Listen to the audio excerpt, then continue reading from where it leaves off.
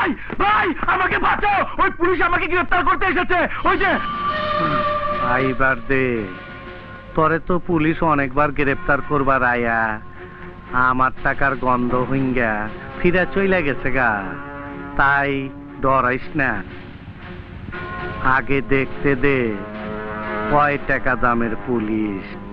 দেখে কি মনে হয় আমি খুব কম দামের পুলিশ বিশ্বনাস্তান?